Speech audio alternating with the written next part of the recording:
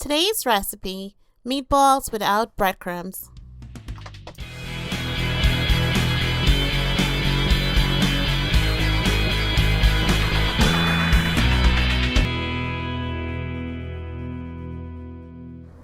Okay everyone, so to make the meatballs, here are the ingredients you will need. You will need ground beef plus 2 lengths of Italian sausage, crushed garlic, minced onions, 1 large egg, Parmesan cheese, ketchup, and this is sugar-free ketchup, chopped parsley, oregano, and salt and pepper to taste. I'm going to remove the casing from the sausage because we only want the meat inside. So I'm just going to remove the casing. Now I'm going to add the ground beef. And then you just want to mix the meats together. Okay, so I'm going to go ahead and continue to mix this, and we'll move on to the next step. Now I'm going to add the onions and the garlic to the frying pan and allow it to soften for about 4 minutes. Then remove the onion mixture and allow it to cool for 5 minutes. So now we're going to add all the ingredients to the meat mixture. So I'm adding the softened onions and garlic. I'm going to add the egg, and it's 1 large beaten egg. Parsley. I'm going to add a little ketchup, some Parmesan cheese.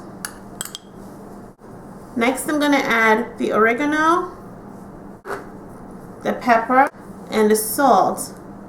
And then I'm going to mix it all together, combine the flavors, and guys, you're not going to miss the breadcrumbs from these meatballs because they're going to be so flavorful. So I'm going to continue to mix these, combine the ingredients, and we'll move on to the next step. So our meat is well combined. Now we're going to portion it off into the meatball size. I'm going to portion it off into like golf ball sizes. I would say about this size, and then just roll it. Now, if you wanted to have the exact same size meatball, you can always weigh each meatball, and then you'll have the exact size for each meatball, but I'm not going to do that. So I'm just going to continue to roll these into meatball sizes, and I'll be back to move on to the next step. Okay, so you guys caught me on my last one, and here's my meatballs. I was able to get 20, and now we're going to move on to the next step. I have a heated pan. I'm just going to add some oil. You don't need a lot of oil because of course we're using the ground beef. And now I'm going to add the meatballs. I have a large enough pan that I can probably get most of these in. If you're using a smaller pan, you might have to do 2 batches.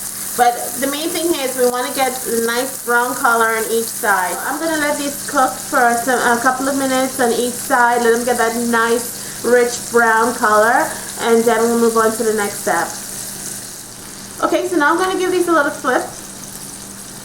You see that nice brown color? That's exactly what we want. This is going to be so good. Who doesn't like meatballs? It's one of the things that just about everybody loves meatballs. So you want to be careful when you're turning these so that they don't get crushed.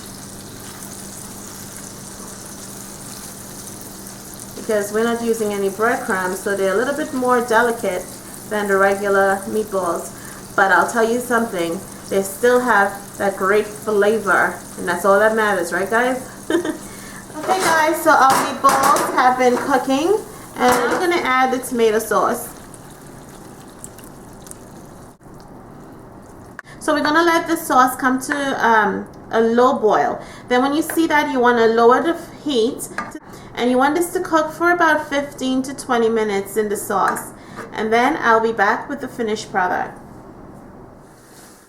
Okay, so it looks like our meat sauce is done. Let's go ahead and plate it. Okay, so I'm going to be eating the meatballs today with spaghetti squash, and if you want to know how to make this recipe, just go on my channel page and I have the directions of how to make spaghetti out of spaghetti squash. Put it on a plate like this, and it looks exactly like spaghetti strands. Has a really nice taste too. So if you haven't made this, I think you would really enjoy the recipe for spaghetti squash. Now we're going to spoon the meatballs over the spaghetti squash. Going to add a little bit of Parmesan cheese. So this is my low carb version of spaghetti and meatballs. I hope you guys enjoyed this recipe. The entire recipe will be listed on my website. It's lowcarb360.com. And as always, I thank you all for watching.